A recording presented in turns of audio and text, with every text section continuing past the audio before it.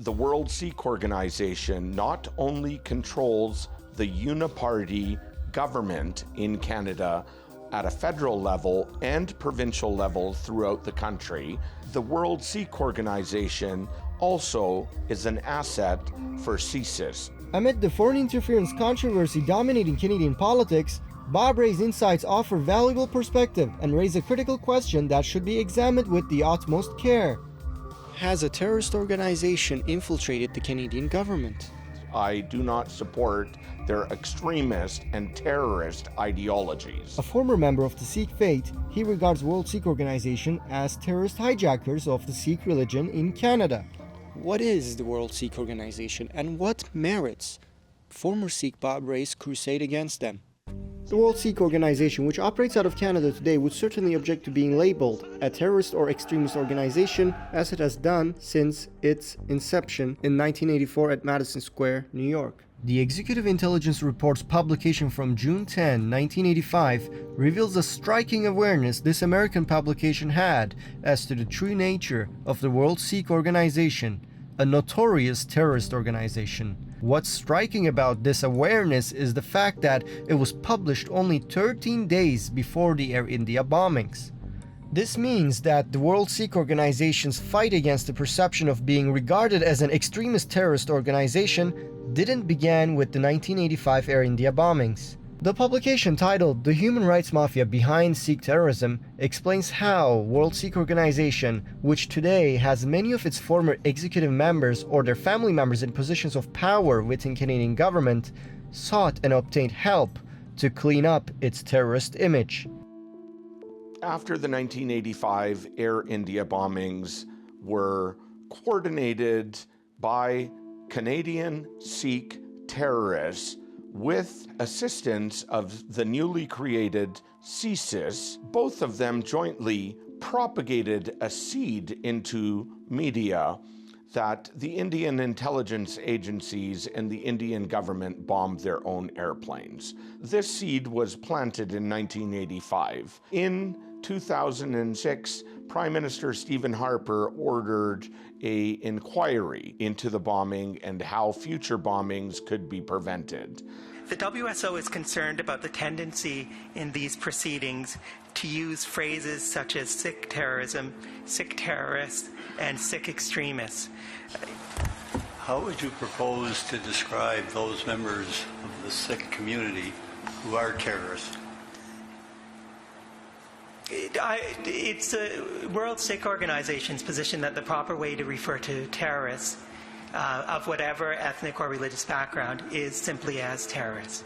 The World Sikh Organization applied as an intervener, and they were granted status because they claimed that they speak on behalf of all the Sikhs in Canada.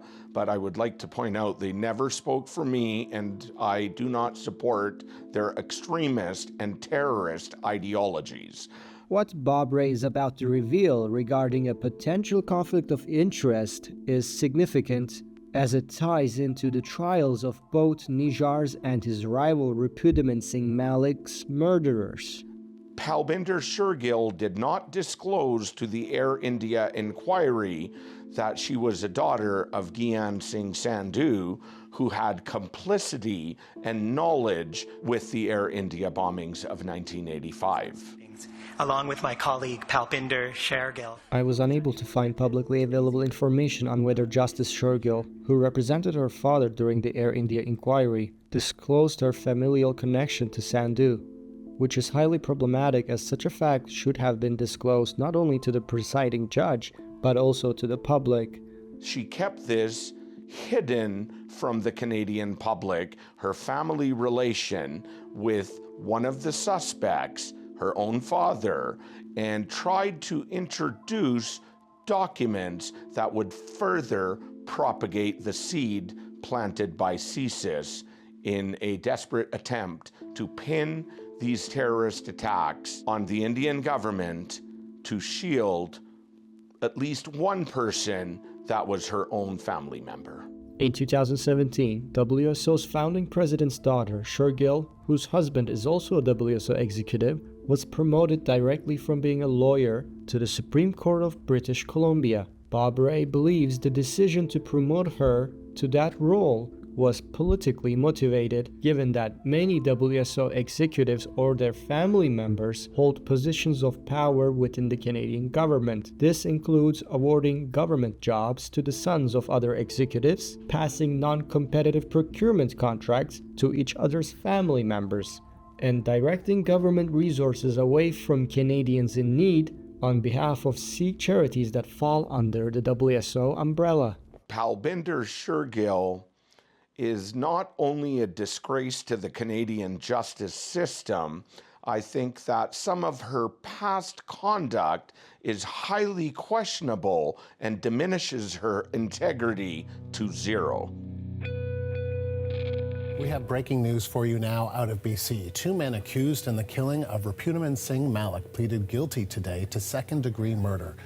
While Canadian politics were occupied with the topic of foreign interference from India regarding the assassination of Hardeep Singh Nijjar, the hired assassins of his rival Repudaman Singh Malik were given a plea deal for second-degree murder.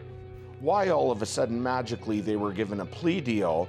Bob highlights that the plea deal now has shielded the dark forces who hired Malik's assassins. The trial was held at the BC Supreme Court in New Westminster, where Justice Shergill works. From the start of this trial, the influence that the World Sikh Organization may or may not have had with this trial is massive. The individuals that have been charged in the assassination of Hardeep Singh Nijjar, it is troubling to think what kind of a trial they will be given in BC and what kind of influence the World Sikh Organization will have on the BC government, the Crown prosecutors, and the courtroom in which these shooters will be tried. Ray explains that when Malik was murdered in 2022, suspicion fell on Hardeep Singh Nijjar due to the feud between the two men. So Repudaman Malik and Ajay Bagri were two of the co-conspirators out of a group of them that were charged and tried in Canada.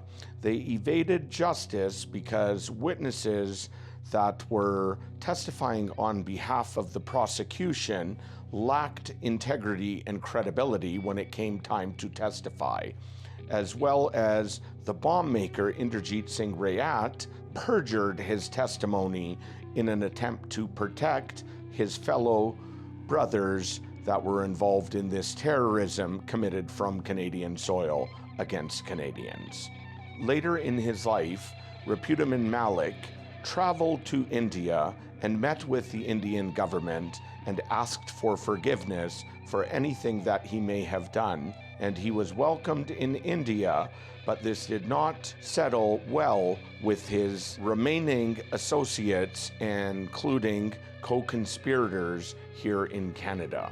Not only were they afraid of what Repudaman might have provided the Indian government during his trip to India, they were nervous of the RCMP catching them one day. So Repudaman Malik got permission from Sikhism's authority to print Sikh holy scriptures here in Canada. And I think he was printing them in his garage or in his basement. And at that time, Hardeep Nijjar was also the president of the Surrey Guru Nanak Gurdwara, and they were not happy with Repudaman getting permission to sell these books and make revenue for motivated reasons. Perhaps they wanted to print the books themselves. Repudaman Malik was assassinated in 2022, and his son, including his family, they do not believe that Repudaman Malik was assassinated due to the Air India bombing. But there's no way these two things are related. I'm personally convinced of that, and I hope. He thought there was other reasons why his father was gunned down in broad daylight.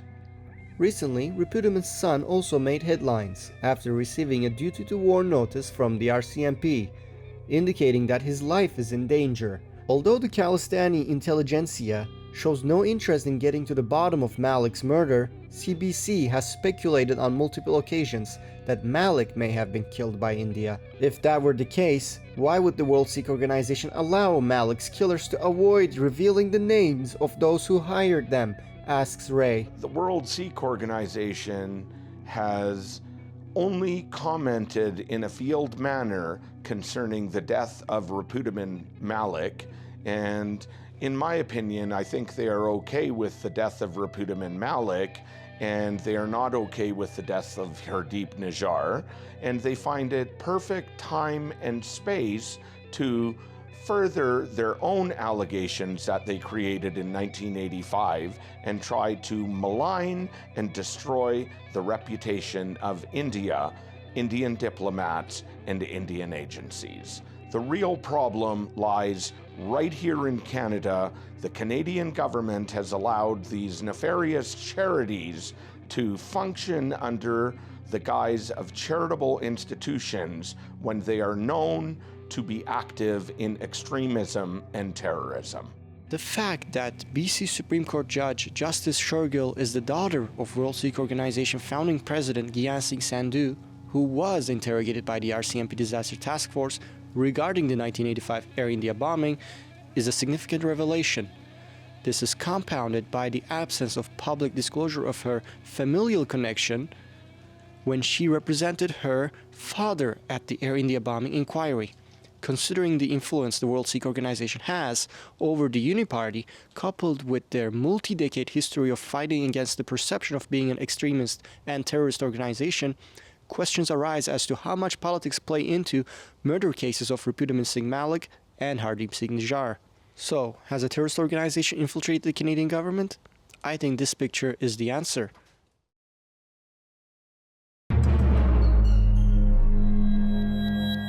Thanks for watching. If you believe the information revealed in this report is important, please consider making a donation at mediabizirgan.com/donate to help keep Media Bizirgan strong. If you would like to learn more about the World Sikh Organization and the questionable conduct of their executives and family members, check out my other interviews with former Sikh Bob Rai, who possesses intricate knowledge from growing up within the community. Given the code of silence the community adheres to or is sometimes forced to follow, Mr. Rai's insights are crucial in shedding light to the questionable and unexamined influence over the Canadian government that World Sikh Organization has. If you agree with this, please consider supporting me at mediabizirgan.com/donate, and thank you to Mr. Rai for being brave and supplying me with the documentation that allowed me to create this web that demonstrates the family connection World Sikh Organization has to people like Tim Upal, Harjit Sajan, Navdeep Bains, Jagmeet Singh, and so on. He is taking significant risks, and hopefully his message doesn't fall into deaf ears.